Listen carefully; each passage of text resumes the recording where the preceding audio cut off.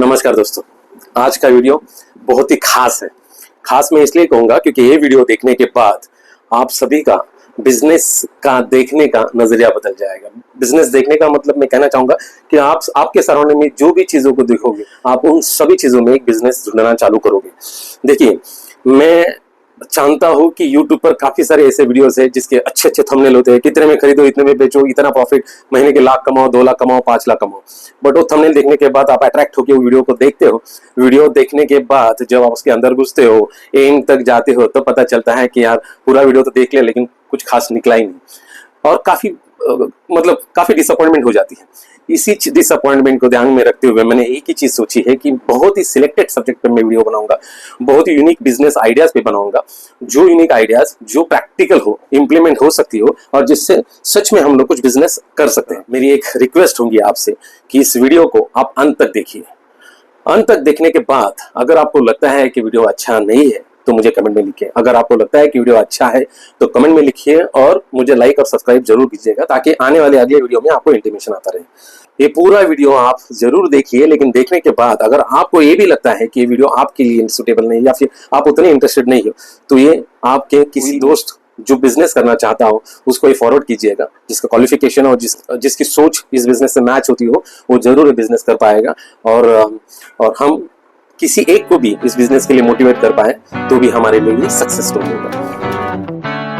नमस्कार मित्रों, मेरा नाम प्रवीण केदार है और बिग इन शॉर्ट में आपका स्वागत है। दोस्तों, जो हम मेट्रो सिटीज में रहने वाले लोग हैं वो ये बहुत अच्छी तरीके से जानते हैं कि शहर आजकल किस तरीके से बढ़ रहा है, कितनी सोसाइटीज आ रही है, कितने रेसिडेंशियल कॉम्प्लेक्स, टावर्स, नए नए बिल्डिंग्स, नए नए शहर, रास्ते, सब चीज बहुत तेजी से बढ़ रही है।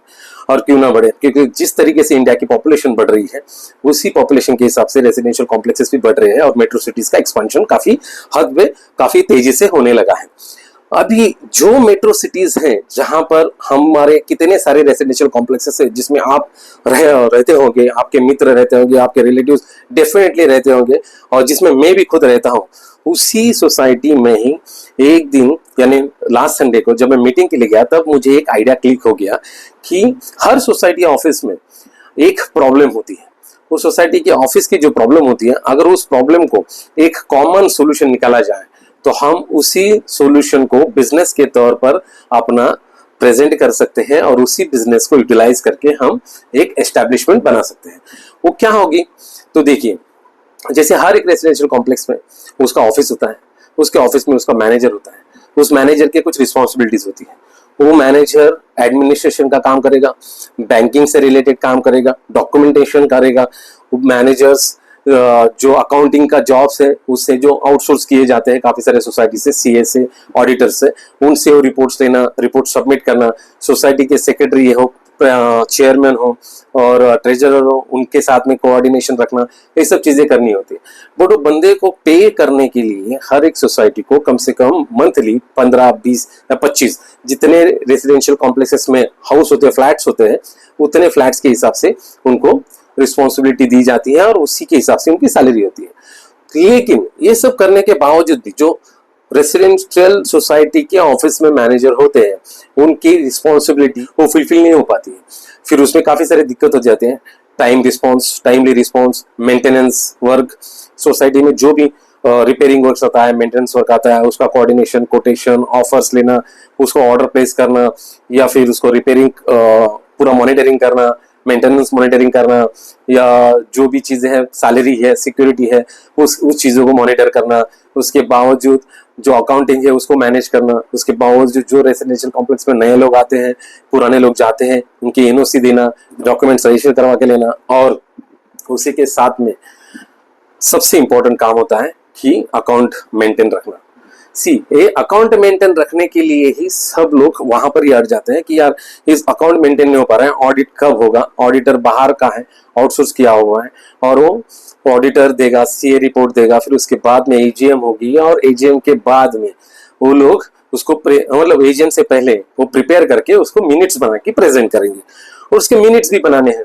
तो सोसाइटी के जो टीम मेंबर्स होते हैं, सोसाइटी मेंबर्स होते हैं, और जो सोसाइटी के कमिटी मेंबर्स होते हैं, वो कमिटी मेंबर्स में एक ही इश्यू होता है कि टाइम लैप्स, उनका टाइम अवेलेबिलिटी, और एक ही टाइम पे सब लोग का आना, ये बहुत लिमिटेड टाइम होता है।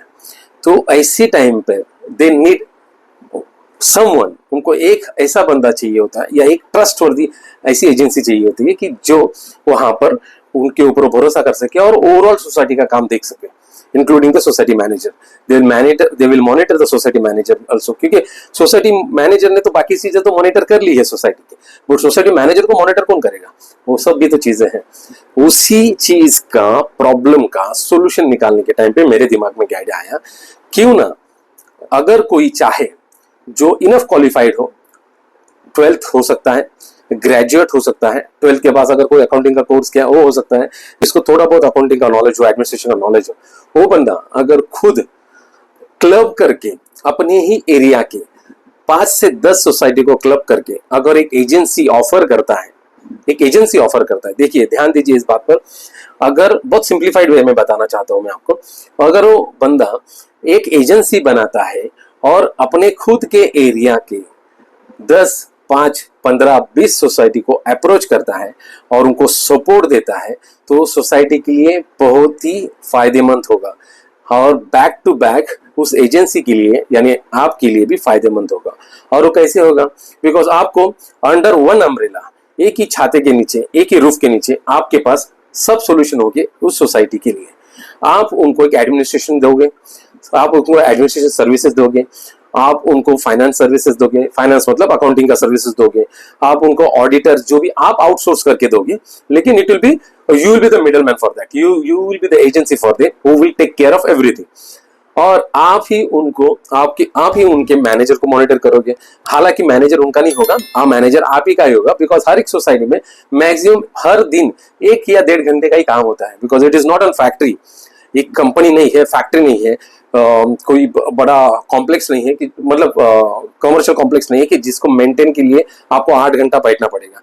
It will be just 1 hour job, आपको 1 ही घंटा बैठना है, एक मैक्सिमम 2 घंटा बैठना है। अगर हर एक सोसाइटी में आप 1 घंटा बंदे को भेजते हो और बाकी का दिन भर का काम करा के आ जाता है और चीजों को मॉनिटर करता है, तो वो दूसरी सोसाइटी तुरंत अटेंड करने जा सकता है नियर बाय।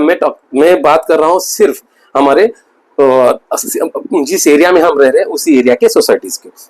तो समझ लीजिए एकदम सिंपल भाषा में, आपने एक एजेंसी ओपन की, बीइंग एन एजेंसी आप सोसाइटी को अप्रोच करते हैं और उनको अगर बोलते हो कि मैं आपको मैन पावर सर्विस दूंगा, एक बंदा मेरा आपके इधर आएगा रोज 1 घंटे के लिए, 2 घंटे के लिए, जो भी आपका काम रहेगा, टाइम बॉन्ड फिक्स करके रखना है आपको, 1 या 2 घंटा, और ये पूरे काम आपके करेगा। जो भी एडमिनिस्ट्रेशन है, बैंकिंग से रिलेटेड है, बैंक में जाना है, वो सब चीजें करेगा। आपकी जो भी लेटर टाइप्स करने हैं वो टाइप्स करके रखेगा। आपका जो भी जिन जिन लोगों से अप्रोच करके सिग्नेचर लेके रखना है वो करके और सब ड्राफ्ट करके रखेगा। चेक, सैलरी, सिक्योरिटी के सैलरी, जो बाकी के मेंटेनेंस वाले पीपल होते हैं, जो भी स्वीपर स्टाफ होता है, सभी के सैलरी के चेक्स रेडी करके रखेगा। और बाकी जो भी मिनट्स बनाने हैं वो मिनट्स बना के रखेगा। उसी के अलावा जो भी आपका फाइनेंशियल स्टेटमेंट है उसको ऑडिटर के पास सबमिट करेगा, ऑडिटर से ऑडिटेड बैलेंस शीट लेके भी आएगा और फाइल में जमा करके रखेगा। जो भी कमिटी होगी उसको सब चीज रेडीमेड मिलेगी और उनके लिए एक फोकल पॉइंट ऑफ कांटेक्ट होगा वो एजेंसी का बंदा जो ऑफिस में आता है। देखिए एक फोकल पॉइंट ऑफ कांटेक्ट, और उसको वो कभी भी वो ऑल द टाइम अवेलेबल रहेगा और एजेंसी की आपके पास रहेगी, एजेंसी का पूरे राइट्स आपके पास रहेंगे। You will be the owner and you will be taking care of all this society from single point of contact. So ये सोसाइटी के लिए भी बेनिफिशियल रहेगा, आपके लिए भी बेनिफिशियल रहेगा। अभी आप समझिए इसमें मोटा मोटे अगर हम लोग बात करें कि इन्वेस्टमेंट तो कुछ भी नहीं है दोस्तों, कुछ भी इन्वेस्टमेंट नहीं है इसमें, है आपको खाली स्ट्रैटेजी बनानी, सिर्फ आपको एक प्रॉपर बिजनेस प्लान और स्ट्रैटेजी बनानी है। सिंपल सी पेपर लेना है, आपको लिखना है कि मुझे मेरे एरिया में ये 25 सोसाइटी है, उसमें से मैं पहले 5 सोसाइटी को अप्रोच करूंगा या 10 सोसाइटी को अप्रोच करूंगा। उसमें से अगर मुझे 5 मिलती है, अगर मंथली वो एजेंसी की फीस 20,000 या 25,000 देने के लिए रेडी हो जाती है, तो आपके पास 1.25 लाख रुपए सिर्फ 5 सोसाइटी से मिलेंगे। आप समझ नहीं सकते हैं, आप सोच नहीं सकते हैं, आपको 8 घंटा भी काम नहीं करना है आपके बंदे को, हर एक सोसाइटी में 1-1 घंटा। अगर आप 5 सोसाइटी में 5 घंटे काम करते हैं तो 5 घंटे का काम करने का आप एक ही बंदा हायर करके उसी को 5 सोसाइटी में अगर आप रोटेट करते हो आवरली बेसिस पे, और उसको आप अगर 15,000 और 20,000 जो भी रहेगा 10,000, उसको तो 5 आवर्स के लिए क्या है, वो तो 5 आवर्स के लिए ज्यादा चार्ज भी नहीं करेगा। आप उन्हीं को हायर करके आप उनको सैलरी देते हो और आप शेयरिंग पे रहते हो। आप उन हायर करके आप सैलरी देते हो और आपका भी प्रॉफिट निकलता है। तो बिना इन्वेस्टमेंट के, कहने का मतलब कि जीरो इन्वेस्टमेंट से आप महीने के लाखों रुपए कमा सकते हैं और ये होगा आपका प्योरली व्हाइट कॉलर बिजनेस। बहुत बढ़िया सा नाम रख सकते हैं आपका एजेंसी का। भविष्य में जाके जब आपके पास 10, 15, 20 से ज्यादा सोसाइटी आ जाएगी, आप एक खुद का ऐप चालू कर सकते हैं और वो ऐप सोसाइटी में पॉपुलेट कर सकते हैं, ताकि हर रेसिडेंशियल पर्सन, हर रेसिडेंस के पास वो ऐप हो और एवरीबडी कैन अप्रोच और कैन टच दैट ऐप, और जो भी उनकी रिक्वायरमेंट है वो लिख सकते हैं। वही ऐप पे आप एडिशनल सर्विसेज प्रोवाइड कर सकते हो सोसाइटी के लिए, और वो एडिशनल सर्विसेज बहुत सारी हो सकती है। आप उनको टैंक क्लीनिंग सर्विसेज दे सकते हैं, आप उनको maintenance services, different type of maintenance, plumbing services दे सकते हो, इलेक्ट्रिकल सर्विसेज दे सकते हो, और उसी ऐप से आप उनको सोसाइटी रेंटल एग्रीमेंट सर्विसेज होगा, बहुत सारे सर्विसेज है मित्रों। अगर आप सोचोगे तो आपको बहुत, इसलिए मैं बोला था ना कि जब ये टॉपिक, ये आइडिया मैं आपके सामने रखूंगा तो आज के बाद आप हर एक चीज को बिजनेस के नजर से देखेंगे आपके ही सोसाइटी में। तो ये आइडिया मुझे एक प्रॉब्लम के साथ ही नजर आया था, सॉल्यूशन के तौर पर।